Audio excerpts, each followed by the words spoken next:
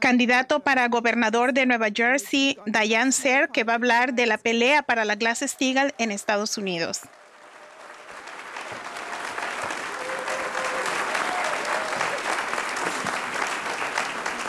Okay. Good afternoon. Buenas tardes. Escuché un rumor que vamos a poder comer después de mi presentación. Quisiera empezar con un saludo del congresista Walter Jones, que pienso que es muy importante porque Walter Jones es un republicano, es un congresista republicano, es una figura importante con dos propuestas de ley en el Congreso.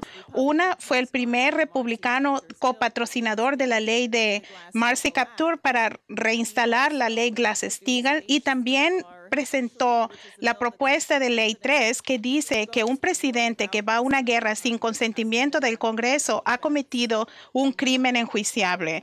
Y lo que quiero hacer claro con mi presentación, como el señor LaRouche ha dicho, es que la pelea para la Glass-Steagall, como mis colegas han dicho, es una guerra abierta. Y un aspecto de la guerra es el sacar a Obama de su puesto, porque funciona como un instrumento de la reina para detener esto.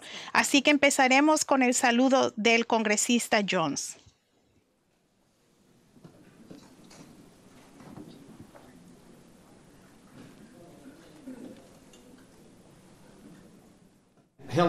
Hola, mi nombre es Walter Jones y represento al tercer distrito de Carolina del Norte y es un honor de dirigirme a ustedes que participan en el foro del Instituto Schiller y esto es muy importante y vital. El título de su reunión es La consecución de la libertad mediante la necesidad, la última oportunidad para la humanidad.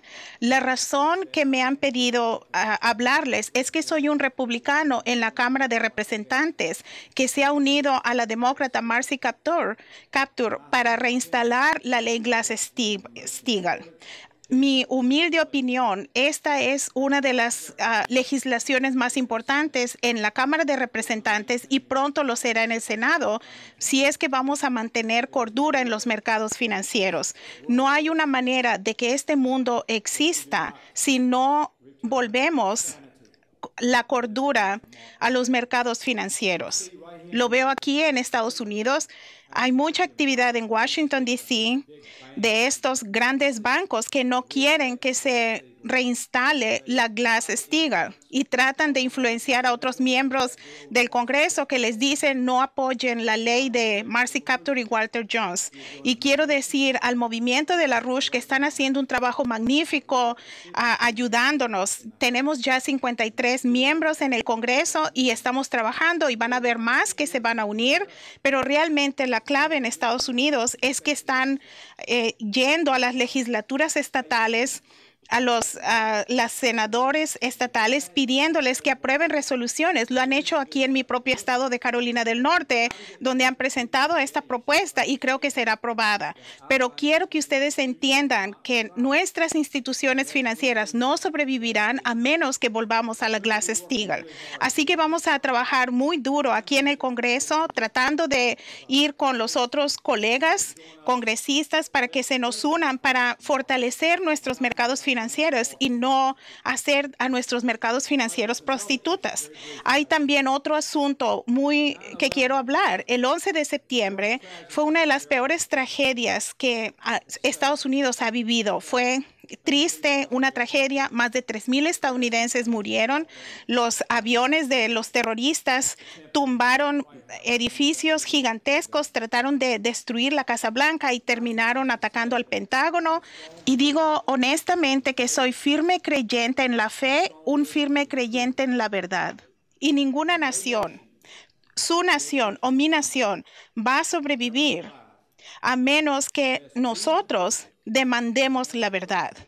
Y yo le he escrito una carta pidiéndole al director de la Comisión de Inteligencia, Mike Rogers, que lleve una audiencia sobre el trabajo del senador Bob Graham, que trabajó mucho para mostrar que hay 28 páginas del informe sobre el 11 de septiembre que deben ser desclasificadas.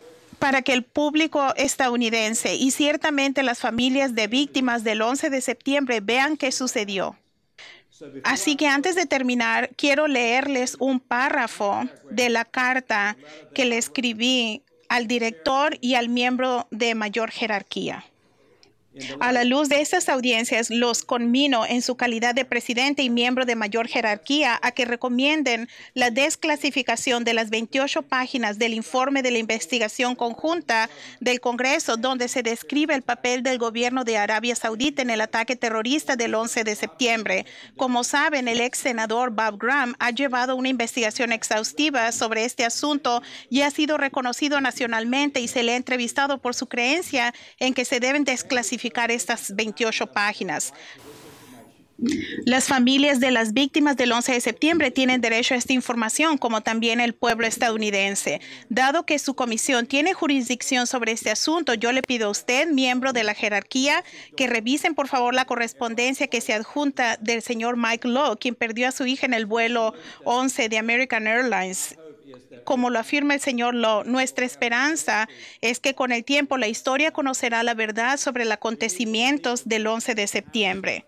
Necesitamos que el pueblo de Estados Unidos apoye en este esfuerzo, el esfuerzo para las familias y para fortalecer a Estados Unidos, que significa la verdad. Gracias por seguirme y por darme un poquito de su tiempo.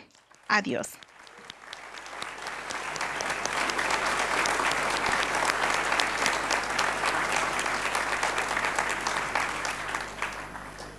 Así que lo que quiero hacer es darles un panorama porque pienso que es difícil comprender la naturaleza de la pelea si uno empieza simplemente de ahora y no mira a un poquito de la historia de esta pelea. Y Helga mencionó ayer el pronóstico que Lynn hizo el 25 de julio del 2007, donde dijo que esta no es una crisis de hipotecas, que este es el final. Se ha acabado, se acabó. Se ha acabado. Ella es la legisladora de Dakota del Sur. Los estadounidenses se vuelven más agresivos en este momento. Así que hizo un impactante pronóstico y escribió la ley de protección a la banca y a los propietarios de vivienda, y nos movilizamos en todo el país. En el estado de Pensilvania, docenas de legislaturas aprobaron resoluciones. Habían 7 estados que aprobaron resoluciones en sus legislaturas y no pudimos hacer que se presentara al Congreso debido a la presión explícitamente de George Soros, Félix Rohatyn y otros, como Helga mencionó. Pero pienso, después de eso, el cambio grande y horrible fue la elección del presidente Obama. Y Lynn ha hecho referencias en varias ocasiones del veneno del sistema de partidos en Estados Unidos. Y lo que sucedió fue, Obama entró a la presidencia y al principio, por supuesto, queríamos esperar que quizás hubiese algo que se pudiera hacer, quizás alguna persona del gobierno de Clinton se podría imponer, de modo que el tipo no fuera tan terrible como sabíamos, de acuerdo a su perfil que iba a ser. Pero para abril del 2009, después de las primeras 2 visitas al extranjero de Obama, y no sé si ustedes saben, el primer lugar fue a Londres, fue a visitar a la reina, y Michelle Obama tuvo el suceso famoso donde tocó a la reina, pero estuvo bien porque la reina ama a los Obamas y así nada malo sucedió. Y su segunda visita fue a Arabia Saudita. Así que inmediatamente él estaba dando homenaje a los autores a los ataques del 11 de septiembre en Estados Unidos. Así que Lynn hizo un pronóstico en abril del 2009 diciendo que este individuo era un narcisista maligno, una personalidad fracasada como Nerón o Hitler. Y poco después, Obama empezó a imponer su ley de salud, que sé que se promovió en la prensa europea como si fuera un servicio médico al estilo europeo, pero realmente fue un plan hitleriano de deshacerse de los comensales inútiles para llevar el sistema de salud a las compañías privadas y crear juntas de estadísticos que determinan si era muy caro mantenerte con vida o darte servicio médico, y la ley proponía recortes de 750,000 millones del Medicare para las compañías privadas. Así que empezamos la campaña con el bigote de Hitler.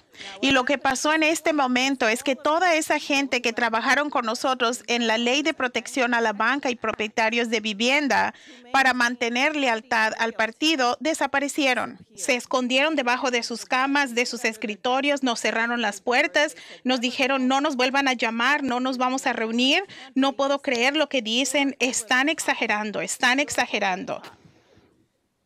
Entonces, ¿qué pasó?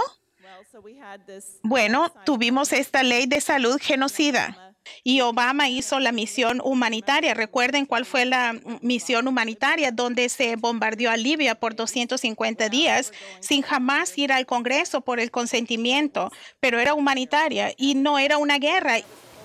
Y me dijo una persona con quien competí en las primarias, que era un marín, me dijo que no era una guerra porque no murieron estadounidenses. Así que si solo estamos matando a otras personas, esto no califica como una acción militar. Y después encontramos que sí había presencia estadounidense en el terreno y todo fue mentira. Y después permitimos que Gaddafi muriera mientras estaba bajo custodia. Después el congresista Jones habló sobre Benghazi.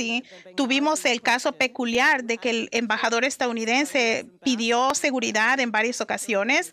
Nos atacan a nuestro consulado y Obama recibe un informe de 15 minutos y después va a la cama y duerme por 8 horas mientras 4 estadounidenses mueren porque tenía que prepararse para ir a una recabación de fondos en Las Vegas, que obviamente era mucho más importante que enfrentar esta emergencia.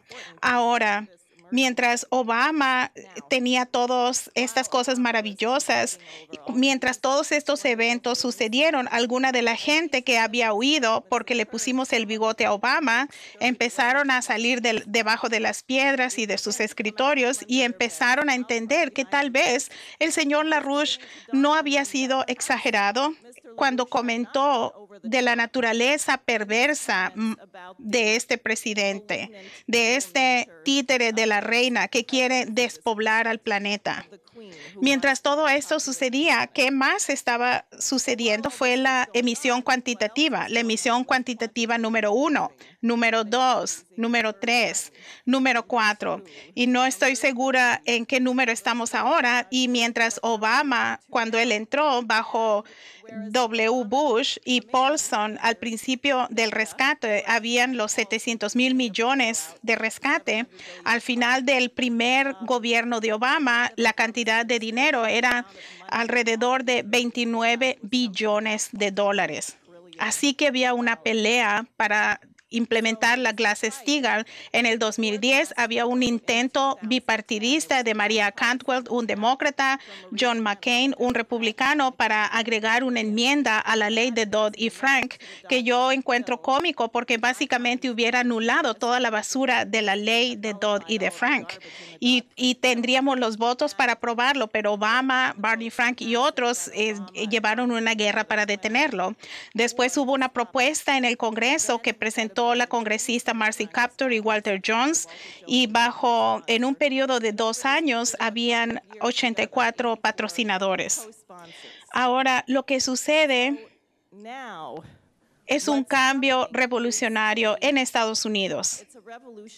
Es resultado del hecho de que la población no es suicida. Y en los años, el movimiento de LaRouche, por décadas hemos dado cierta cualidad de liderazgo que la gente puede ver que está correcto. Y cuando la gente se une a la Glass-Steagall, diría, no es porque no están conscientes de que tenemos esos grandes carteles de 6 pies con Obama y el bigote de Hitler, pero saben de esta discusión y deciden que van a unirse.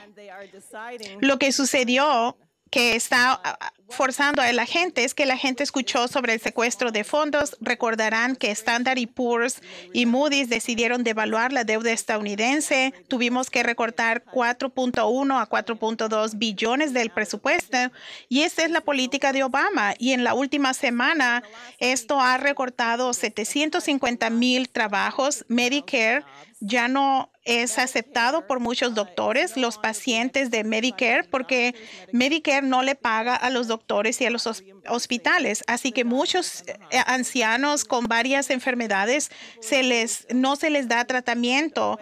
Y lo estamos encontrando todo el tiempo mientras estamos organizando. Nuestros correligionarios nos dicen estas historias de horror que un familiar no pueden tener quimioterapia y se les dice, lo siento, porque no hay cobertura, así que usen su tarjeta de crédito. Hay una clínica de cáncer en Nueva York que tiene 16,000 pacientes que reciben quimioterapia y le tuvieron que decir a 5,000 de ellos que no les van a dar más tratamiento.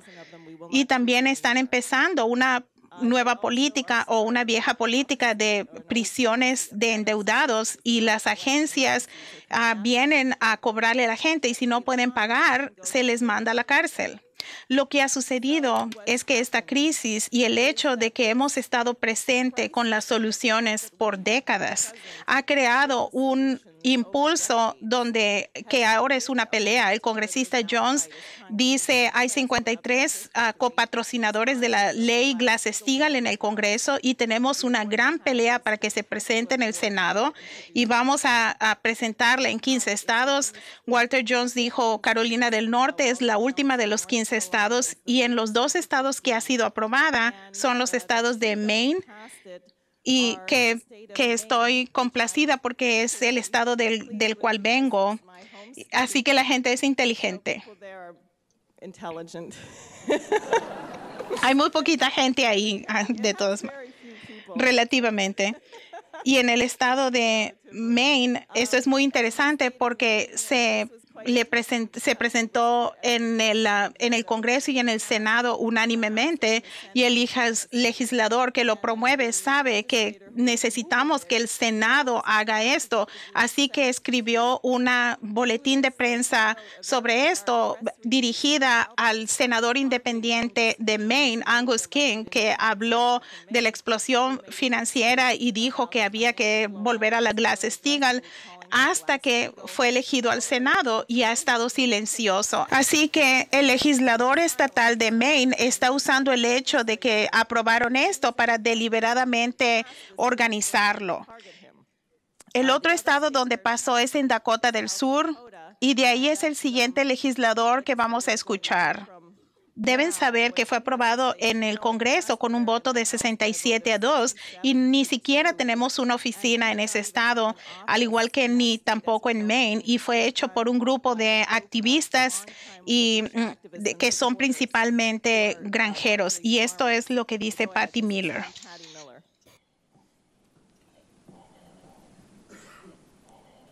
Greetings from South Dakota.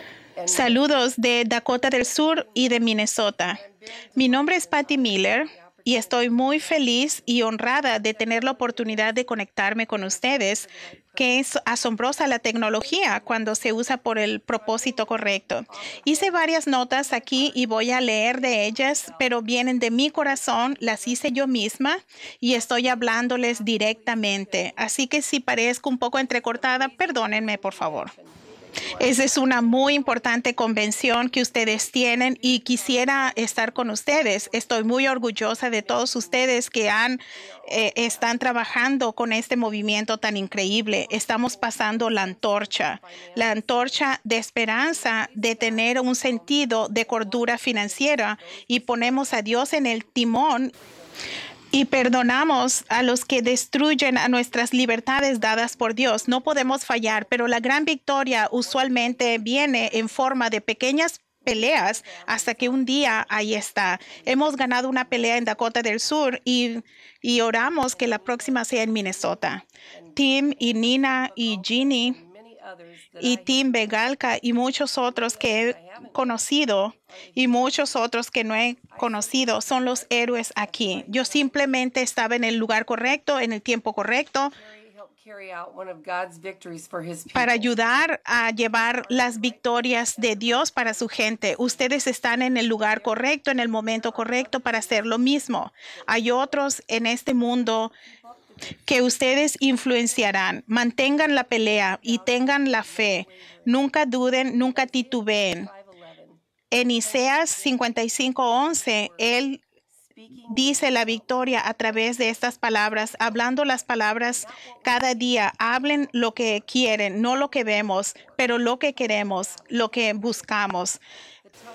Anuncien la batalla, anuncien la victoria. La lengua es una fuerza poderosa, así que yo oro, leo las escrituras y constantemente adoro al Señor. Él es un Dios de amor y paz y siempre honrará a aquellos que lo honran. Tengo escrituras favoritas y una de ellas es el Salmo 84, 11b. No quitará el bien a los que obran rectamente. Eso es lo que ustedes hacen. Todos caminamos rectamente por una gran razón. Ustedes saben, la libertad no es gratis. Y yo pienso que ustedes entienden eso mejor que lo que entendemos en Estados Unidos, porque en Estados Unidos hemos tenido años de bendiciones y productividad y hemos tenido muy mal liderazgo en los últimos años. Y ha habido esto que nos ha golpeado en la cara y debemos darle marcha atrás. No debemos perder nuestro tiempo estando enojados. Si Jesús pudo morir en la cruz para perdonar nuestros pecados, yo puedo perdonar a los peores. Pero esto no significa que yo acepto su comportamiento o su falta de humanidad. Ustedes tienen dificultades que yo no conozco y mi amor y mis oraciones van a ustedes. Los amaré desde lejos como los grandes pioneros que son.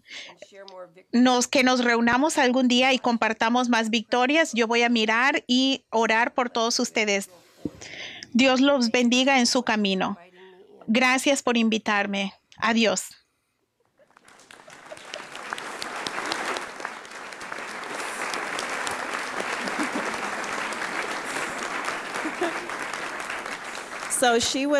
Así que ella estuvo motivada, que fue al estado de Minnesota a ayudarnos a que fuese aprobado ahí. También tenemos a otro legislador estatal, Tom Jackson, de Alabama, que vino a nuestra conferencia del Instituto Schiller en Virginia y no solamente se reunió con miembros del Congreso, pero cuando regresó se puso a organizar a otros legisladores. Así que en esta pelea tenemos la cualidad de pasión, porque es claro que no tenemos todo el tiempo. Tenemos días, semanas. Yo pienso que lo que Jack dijo al principio es un momento donde las cosas pueden cambiar de la noche a la mañana y el mundo es un mundo diferente. Es la manera en que debemos actuar. Solo quería darles un sentido, unos pocos detalles de las varias intervenciones que hacemos para darles un sentido del cambio cualitativo en la población estadounidense que está impulsando este cambio en las legislaturas y en el Congreso y espero que pronto en el Senado. Recibimos un informe, el senador Ron Wyden, quien es el demócrata que se unió al bloqueo del senador Rand Paul cuando demandó una respuesta a la pregunta de si Obama pensó que era legal constitucionalmente matar a estadounidenses con los drones dentro de Estados Unidos sin que haya derechos. Y ustedes se preguntarán, le tomó al gobierno 6 semanas y este bloqueo para que el gobierno contestara. Así que Ron Wyden, ustedes pensarán que tiene agallas, se unió al bloqueo como un demócrata, pero en una reunión en Oregón, y había como 200 personas y 200 más estudiantes de preparatoria. Y teníamos organizadores. Dave Christie, uno de mis colegas candidatos, estaba presente y alguien en el teléfono en Seattle tenía la lista de todos que imprimieron la lista de toda la gente que hemos conocido en esa área de Oregon para ver si encontrábamos a otra persona que iría a esta reunión. Y en el momento habían 2 personas que nos dijeron, sí, voy a ir a esta reunión, y ambos fueron, y lo que sucedió era claro que para que se hiciera tu pregunta había una lotería. Así que tendrías una oportunidad en 400 que se escogiera tu pregunta, y esto era mucho para el activista. Así que este es un individuo que nos conoció una vez y no lo conocemos, y él decidió que iba a tomar responsabilidad. Así que Wyden está hablando y él se levanta de su asiento y dice, espera un momento, yo quiero saber, tú apoyaste a Dodd-Frank, no apoyaste la Glass-Steagall. Tú sabes que Dodd-Frank dice que pueden robar nuestro dinero como lo hicieron en Chipre. ¿Apoyas que nos roben nuestro dinero? En ese momento, Dave Christie, él presentó de una manera un informe sobre la Glass-Steagall, etcétera, y después el guardia de seguridad no permitía que Dave se acercara al senador, y al final, pero eso estuvo bien porque el otro individuo a quien le llamamos en ese día tenía el sentido de ir y ponerse en línea para hablar con el senador Wyden personalmente. Lo que tenemos es un grado de autoactivación donde la gente no se le debe decir en detalle qué hacer. Tuvimos una situación similar en el estado de Connecticut porque un activista muy bueno, que es un inventor, que nos conoció en las calles, vino a un par de reuniones y después vino a mi reunión donde inicié mi campaña y tuvimos música al principio, y dijo, ustedes saben, estoy en el cielo. Esta es la organización que he estado buscando por toda mi vida. Él volvió a Connecticut y decidió que iba a organizar una reunión, y él trabajó intensamente y dijo, no sé, 150 miembros de su familia, de sus amigos, y dijeron, ustedes hacen mucho trabajo, no sabía que era tan duro. Así que les ayudamos y organizamos una muy buena reunión, y había otra gente ahí que nos había reunido recientemente, y ahora son un grupo que están organizando al estado de Connecticut. Así que cuando este pequeño congresista sucio, Jim Himes, que es un joven del 40 como yo y mi esposo, que son los peores cuando son malos.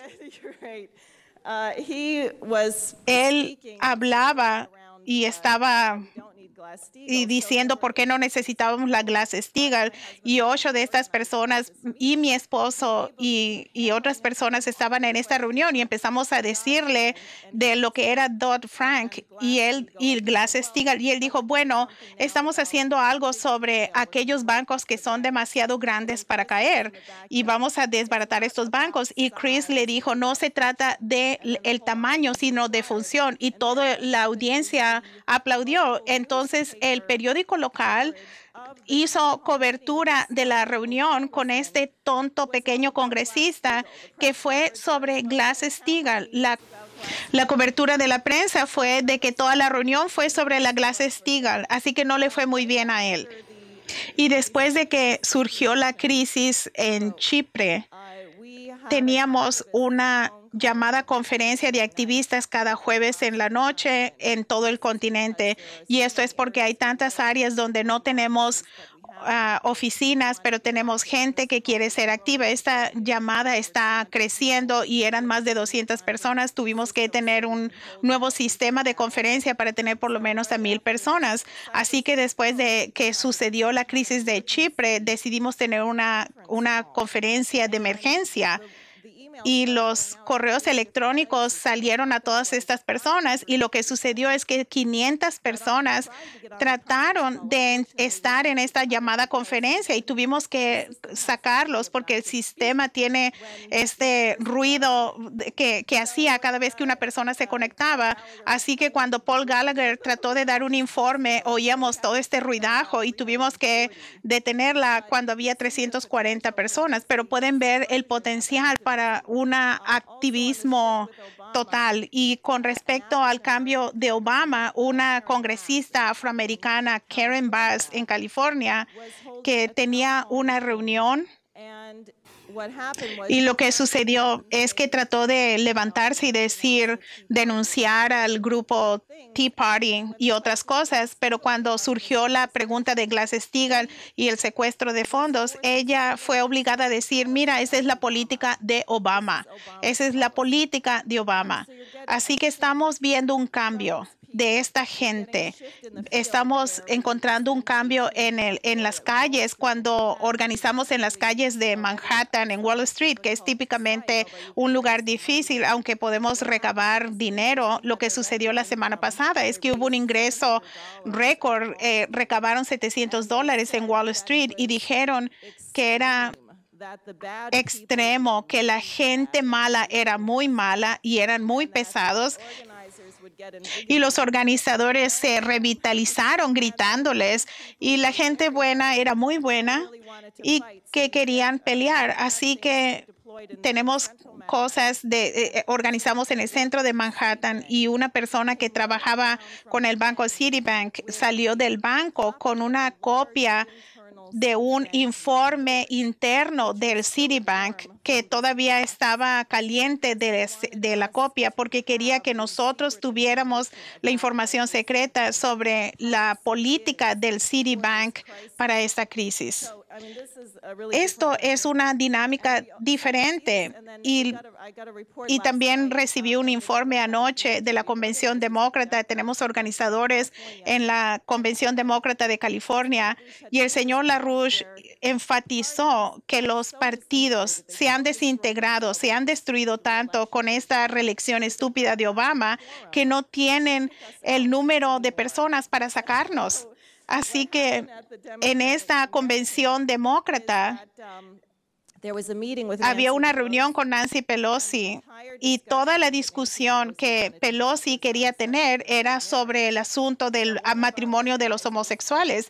Y uno de nuestros organizadores le dijo, ¿por qué estamos hablando de esto? Están recortando el seguro social, están recortando el Medicare, nos van a matar a todos. Podemos hablar de algo real. Y todo el cuarto aplaudió y la gente vino con ella después para hacer entrevistas, para ponerlo en sus páginas de Facebook diciendo esto.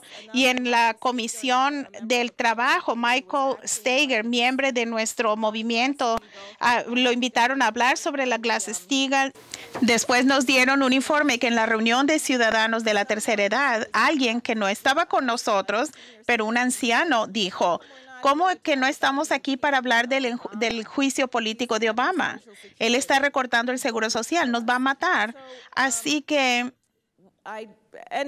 estos son unos cuantos ejemplos de la nueva dinámica, pero pienso que es por eso. Lynn dijo en una de nuestra discusión política reciente, no es que hemos ganado, pero que podemos ganar. Tenemos mucho trabajo que hacer, pero podemos ganar. La pelea en Estados Unidos ahora es que tenemos que construir la masa crítica para destruir este horrible bloqueo en el Senado. Y la clave de esto es hacer que estos senadores dejen de tenerle miedo a Satanás y que tengan miedo a Dios.